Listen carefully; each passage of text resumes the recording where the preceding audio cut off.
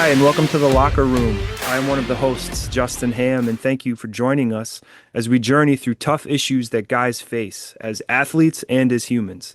Let's welcome our guest today, Jonathan Noel, as he is here today to help us navigate the questions of guys, God, and does it matter? Jonathan, thank you so much for making some time to spend with us today. For I'd like to sure. I start by appreciate just it. having you introduce yourself a little bit to some of our listeners. My name is Jonathan Noel, from Everett, Mass. I grew up there. I graduated from Boston College about 2 years ago. I played basketball there. I was able to walk on, played all 4 years. After growing up in Everett, I went to like a small charter school growing up for a while. Then in high school, I like moved around a lot. Went from the charter school, then spent a year at a small private school called John, and then I ended up graduating from St. Mark's School Okay, in Southborough, Mass. And so yeah, from there I took a gap year, and then I was able to walk on at Boston College. man. I think my in terms of like my faith and things like that, I wasn't born in the faith. My parents came to Christ like in front of me when I was like Wow. 4, my mom first, and then 5 after my dad, like a year later. And then probably by the time I was like 8, 9, it just made sense to me. I was in Sunday Mm, school and I was like, yeah, I think God exists and I want to do this God thing. And so, I prayed that and have been committed since. I must admit I had, a drifting time in sure, school, but sure. God brought me back, and I had what you could call like a spiritual revival like 3 years ago. Absolutely. Mm. And that's the same year I started working with FCA. Wow, that's amazing. Wow, that's a lot right there, and I'm so glad that you're comfortable sharing all of that because we can dive into that a little bit. So, you Yeah. said you grew up in a home and your parents came to know the Lord right in front of you. To kind of hmm describe what that was like at a young age, seeing the change of what, God can do even at a young age. Well, I think that I was young enough, right? Like 4 or 5, where like I didn't, it didn't register too much, right? Hmm. Like it wasn't like, oh, like I don't think I remember being like, oh my gosh, everything is so different, right? Okay. Because I think they were like pretty good parents on even Sure, before, you know what sure. I mean? But things I do remember, like I have a memory of my dad like smoking a cigarette, you know what I mean? And doesn't mean that if you smoke a cigarette, you're not saved or anything, but Of I course. know he changed after that, you know what I mean? Hmm. And I think that the fact that they came to the faith at that age, I think my mom, if I was 4, my mom was probably like 26, my dad was in his 30s. If they came to the faith at that, because they came to the faith at that age, it was very real and passionate. Mm, It wasn't like, oh, okay, my parents went, my grandparents went, and so it wasn't stale at that point. And yeah. so they raised us like that, like Jesus is real, God is real, like that's the that's the most important thing, because it so drastically changed their lives. Yeah, absolutely. So there was that clear ability to make it completely part of their life even at a young age, and then they were able to raise you in that. Right, right. So growing up, you sounds like you moved around a little bit. How, your faith became your own around 8 or 9, you said. So like Yeah, how did that component of moving around as much as you did, changing schools, like how did your faith play a role in any of that? yeah. So I mean, it's funny. I had like 2 periods of a lot of movement, and everything else been pretty Okay. stagnant. So like before I moved to Everett, um, we went from Haiti to Florida to, let me see, one apartment in Revere, a second apartment in Revere, an apartment in Malden, apartment in Revere in like 5 years. Wow. 7 years. By the time I was in the first grade. So in the first 7 years, we were all those different places, and then we moved to Everett when I was like seventh grade, 7 years old in first grade. Then I've been in Wow. the same place in Everett. And then for school, I went to Prospect Hill, then one elementary school in Everett, one in Malden, back to Prospect Hill, and I stayed there for like 12 years. And then in Okay. high school, then that's when I changed a few times. Freshman and sophomore year, Prospect Hill. Junior year, Pope John. And then my last 2 years, I reclassified at St. Mark's. And then I Okay. went to one college. So I think the role my faith played probably later on is that I don't know, I was never too scared Mm. to move forward in those places. And I think that, there's a lot, you get to somewhere where you kind of know who you are to a degree, where even if you come into a new environment, like, okay, I'm Jonathan, I like talking to people. And, like even at St. Mark's, there was a little bit of a learning curve because Yeah. the demographics and the people were a little different, but like being stable in God was able to, keep me who I was. Like I was, and being able to come home like once every weekend and things of that nature, go to church, it was like grounding, like Yeah. I didn't feel like everything was unstable. Yeah. So at that point, I mean, if you were able to reclass, I mean, and then obviously you went to go play at Boston College, so you were playing basketball at a pretty high level. For So sure. having something like that where you're able to have your faith is something that can kind of help ground you. Like that's got to be Hmm. something that's super valuable when you're going through all the grind of playing at such a high level.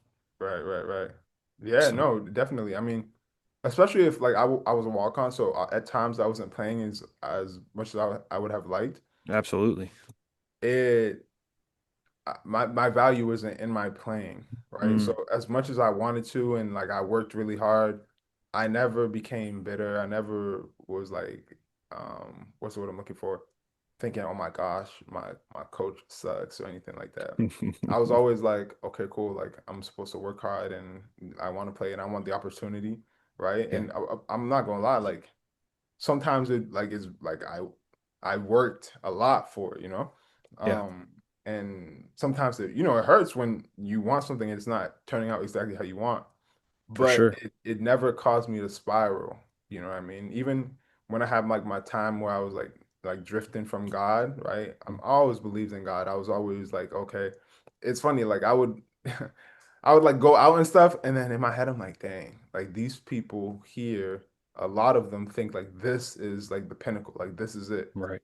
But like deep in my heart, I know it's not. I'm just out right now. You know what I mean? So even like in those times, I never thought like this is the end all be all, like everything, Sure. it's a journey and God's bringing you through it. And sometimes it works out how you want, sometimes it doesn't. But at the end of the day, you trust that God is shepherding you. I love that. I love what you said to kind of start that, and then I want to go back to that. The reality. It's not the pinnacle, but the first thing is just the idea that you said my value didn't come from your playing. Yeah. Like how, as a young man who is competitive and you're at the highest level, like how, what was it specifically that was able to help you realize that your value didn't come from your ability, like your playing time? I think I think it's a combination of things. I think the fact that I had other things that I invested in, right? Mm, Like, and other things that God, put an emphasis on in my life. Like sure. if God wants me to be an entrepreneur, He wants me to minister in some way. He wants me to be a good friend or a good son. I'm trying to be somebody who's loving. There's no way that just me playing is the thing that's the only valuable thing. You know what I mean? Mm, Um, so the investment in different areas in my life made me be like, oh, okay, like hoop is it's awesome. I really care for it. And I need people to understand like I worked very, very hard. You know what I mean? Like a lot, absolutely. But at the end of the day, I didn't allow that work to consume me to the point where I was Mm, like, okay, you know, um, I'm working this hard and things aren't turning out how I want. So that means everything is bad. No, I had other absolutely. things, I was spending time investing in my faith, especially like my junior and senior year, right? I had Mhm. people that I was friends with. I had other things that I was interested in because, God placed those interests in me and I would study them and I would look into them. So I Yeah, think that a combination of all those things made it so that when it came time, I wasn't pressed. I wasn't stressed about, sure. oh, I'm not playing, so that means I'm a like I have no value. Right. And you didn't quit either. So like that's the other thing, right? Like you're somebody, for those of you who aren't sure what the idea of walking on means, like Boston College Division I ACC school, he wasn't offered a scholarship, but he was good enough to literally walk onto the team and make the team. So clearly there was a high level of skill and he busted his butt day in and day out. I remember we watched a couple games on TV after we met you a couple years ago, Yeah. and it's just like, what made you put all that work in, work as hard as you can, and even though you weren't getting the results, you never, it seemed from the outside looking in that it never was even an option to just say, you know what, this isn't for me.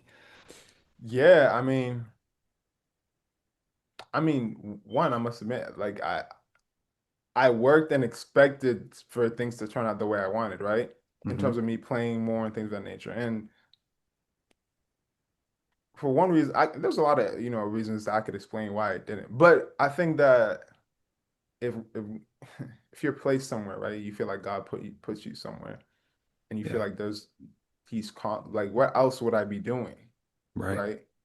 Like, so honestly, I'm just talking through this for the Sure. fact of the interview, but like, there's not really ever a time where there was an option in my mind for me to say, Yeah. "Oh, I'm not playing, let me quit," right? Yeah. Um, like I went through in high school, I went through a point where um, I had a difficult time with one of my coaches, right? Sure. I felt like he wasn't understanding me. Uh, I felt that I was the best player on the team, which was neither here nor there, but I was being treated, not the fact that I was being treated, I was being played like just like a regular kind of player. You understand what I mean? Like, and Sure. I felt like the input I was putting in, I wasn't getting the output. And Yeah, especially that like a makes lot sense. of, and it's funny because at first I wasn't even really complaining. I'm like, okay, whatever to win if this is how much you want to play me, but we weren't winning either. And I remember one day I was so frustrated. Like after a practice, something happened that I went to another gym and I like screaming. I like threw a basketball against the wall. I cried a little bit, right? Sure. And but I didn't quit. And I was like, okay. And the next day I was like, I still want to go to practice. I still want to play. And so I realized that God had given me a very good like love for the game, right? So Yeah. how could I then get to here, right, closer to where I want to be, and then be like, oh, I'm here now. I want to quit. Right. It didn't make sense for me. So I feel like yeah, when God places you somewhere, um, what else would you be doing, right? Because like Mm. if I look back and said I quit, then okay, what could have happened? And it's funny, I had already quit in my gap year.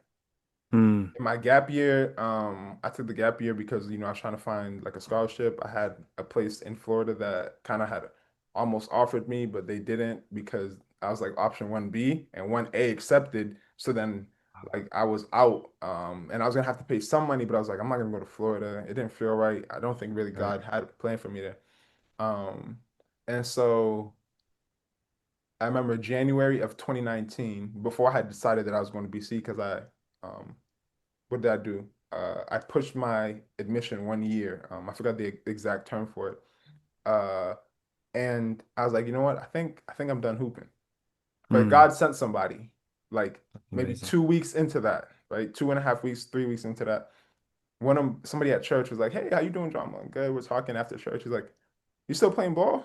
I was like, because in my mind, I'm like, I'm done playing ball. You're Like, already done. Right. yeah, I'm just gonna start working. Entrepreneurship, there's no cap. I'm gonna just do that, and then I want to take care of my family, and eventually I feel like might be a minister or something like that. That's where my mind was like, okay, this basketball thing is over. He's like, nah, bro, like you should keep at it. I was like, okay. That week, I went Mm. back to the gym, and I had fun. Obviously, I was playing 2-on-2 at Marlin Catholic, if any of you guys know Wow. what that is. And from then I just kept playing, playing. Then my parents sat me down. They're like, "Bro, what are you gonna do?" I was like, "Fine, I'll go to BC." I didn't really want to go because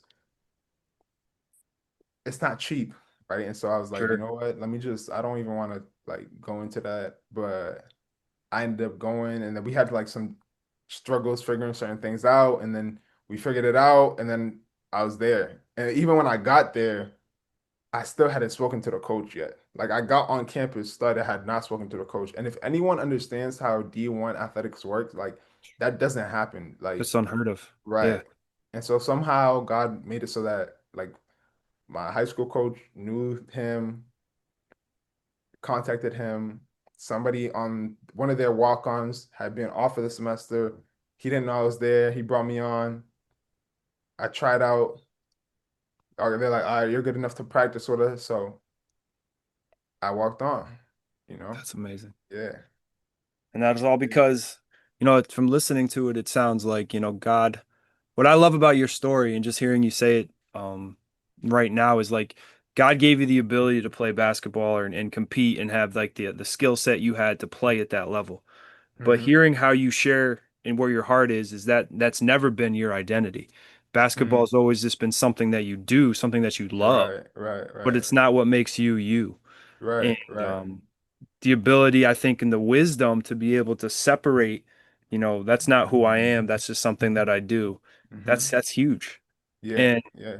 that's uncommon. And I think that it's amazing that somebody in your church was able to kind of speak that back into you so you didn't potentially miss out on what you were able to do. Yeah, I think God does that a lot. He has to because sometimes we quit before Mhm. we often quit before, because we can't see it at that moment. Right. You're so in your emotions, like you need somebody from the outside, and they sometimes they don't know that they're speaking on his behalf. Oh, They're just that's so speaking, true. you Yeah. know? And you're like, all right, let me just take that serious. Let me take that as God trying to speak to me. I Yeah. don't think we ever spoke about hoops like that ever. It was so random and out of the blue. I love that. I actually had somebody ask me that. Maybe it was actually my mom, maybe 2 or 3 weeks ago. Um, she asked me, she's like, how does God speak to you? And, of Mm, course, through the still small voice, through reading scripture. But one of the things that I said is, I'm like, through other people. And it's right, like sometimes you don't, and they like to your point, they don't even necessarily know that they're speaking into you from something right, that God's putting on their heart that He right. made just for you. But it's always so cool when you see that happen. Yeah. It's like a radio station, right? For Right. some reason your dial, you're not picking up the frequency. You're not picking up the Mm, signal. And so sometimes because of the way people are, like the fact that they're not emotionally attached to the right. situation, right? Their Right. mind is clear, they can hear clearly. They're like, "Oh, why don't you do this?" Or "You should probably do this." Or "Have you ever thought about this person?" That's right. And you're like, huh, I never thought of that. Like you're so in it, right, that it's hard for you to think. But once they say it, it resonates with you in a different way. Yeah. It's almost like sometimes even that could be like a confirmation, right? Like, you maybe God's Right. calling you into something and you're not sure. And then all of a sudden someone else will come and speak that Yeah. life into you Right. because you're not tuned in or you're too tuned in and you're looking for too Right. many Right. little things and you're looking at you lose the forest through the trees or whatever it is that they Yeah. say. I mean, But honestly, it even happened recently. I won't give like the details because it's still in the works, but I was at work. I yeah, serve at a restaurant as well as work for a nonprofit. And I was serving a couple, and then we started talking, da da da. And then they asked me they asked me about something that I'm working on because I mentioned it to them and they asked me like sure. how's that going? I'm like, "Oh yeah, it's like cool. I'm thinking about some different things." And they were like, "Keep going on that." And the man mentioned it twice and the Mm, woman mentioned it. And then later on in the conversation before she left, she's like, "We're very spiritual. We believe in God. Trust God. You never know where he'll lead you." wow. And I looked at her, I'm like, "Why are you even telling me this right now?" Because I had kind of maybe not given up on that certain thing, Sure. but like I had kind of, you put it kind of in a box, like, okay, like, all right, God, I've been wanting this thing and it's not really happening the way I want, but um, yeah. But she gave me encouragement, and I felt like that was God, um, do, making things clear for me. And so I took it as that. Yeah. I took it as him communicating with me. And I think there's like two kind of cool things from that. The first thing is like you're wise enough to be able to realize, oh, this is God speaking to me. This is something maybe I need to not give up on yet. But also, Right. too, I think it's cool that you're willing to talk about it and open up. I think a lot of times people, and I'm not saying you're out there talking about all these struggles you got going on, but like it's something that you cared about and you're just trying to find direction and it's something Mm-hmm. important to you and you were willing to share it. And look what Mm-hmm. happened when you took a risk, maybe being vulnerable with people you didn't really know, and look how God used that to encourage you. Right. Right. Right. So I think stuff like that's so cool. Um, I know we're running short on time because I know you got to go, but I guess just like the last thing I would just love to ask you is, now that, I got to know you by serving at the regional 360 camp that they do every year. Mm-hmm. How how has now that basketball over for you now? I guess that's the first question. Are you still Right. playing? Yeah, I mean, yeah, I am. Okay. I play men's league. I work out, stay in shape. I'm gonna play with like a semi-pro team Hey, out here in Mass. love that. Um, yeah, and so that's kind of actually what the lady and gentleman were talking to me about. Oh It was shoot, about did I just basketball. spoil something? I'm Yeah, sorry. no, it's fine. It's fine. I guess God wanted to reveal. It was about basketball. I was like, okay, because the semi-pro thing was kind of set already, but I wasn't really. I don't think I had much expectation for it. But then after I heard them, I started thinking about it a little bit, and sometimes it can be scary to believe Mm, because y- you're like tired, yeah, or you've been disappointed in a certain area enough times where like, and it's funny, I was like, I would never let up on like the physical part, but there's a sure. heart part too, you know what I mean? That God wants you to like expect and things of that nature. And so they told me that, and I was like, you know what, I'll take it as God saying something. And then I went to like we kind of had like a draft night for the semi-pro team, just a little Oh, dinner, okay. introducing Sure. everybody. And they were talking about some things like in terms of like their intentions and goals, and I was like, I didn't expect like them to say something like this. And Wow. so I mean, now we're on the record. I guess. So, Well, I can so edit this if we need to. no, no, don't. I mean, we'll No, see, that's we'll cool. see, we'll see what God does, and then I love that and then we'll have something to look back on. for sure. Well, before we wrap up, is there any kind of parting advice if you had to give one or two sentences of advice to this? My track of this podcast is more specifically to guys, but All right. any kind of advice to young men or anyone in general on what they, from your experience, what would you want to say to them? What would I say? Um, I would say connect with God daily, Mm, and probably don't give up. yeah, That's probably what I'd say. that's You great know, advice. connect That's with great God daily advice. and don't give up. I love that. You, yeah, you have a lot of opportunity to not connect with Him, and you know, sometimes religiously, like there can be a lot of like boxing about your I think the word connect Yeah, gives you opportunity to be like, okay, how am I gonna connect to that? I'll read my Bible and like let me read and see, okay, what is God's intention here? yeah, Well, he's trying to communicate to me. Sometimes I'm not hearing it, but if I read here, I see how he's dealing with other people. I'll be able to hear how he'd want to deal with me. So that's one way to absolutely. connect. If you talk about a still small voice, get still and listen. Like I'm just quiet. I'm trying to connect with God. What is he? And then something might come into your mind, come into Yeah, your heart, and you're like, okay, cool. Or you might be listening to somebody, and that's how you connect. Or you go to church, or you pray, but connect with God daily. And then anything that He calls you to do is not going to be easy, and right. you're going to feel like quitting at some point, right? Mm, That's like a necessary stop on the junction on the road. That's a necessary junction. So don't give up. Don't give up. I love that. Awesome, man. Well, thank you so much, Jonathan. It's been great to catch up with you. I've been following your story now for a while, and it's exciting to see you continue to go do the things that God has for you. And thank you so much for taking some time to hang out with us on this podcast. And I will let you Absolutely. know when it drops. It should drop probably this coming Tuesday. So for those of you Yeah. listening, it'll be July 29th, I think. So, Awesome. Well, we're excited. I'm excited. Thank you for having me. of God course, bless. Jonathan. Have a great rest of your day, buddy. Yep.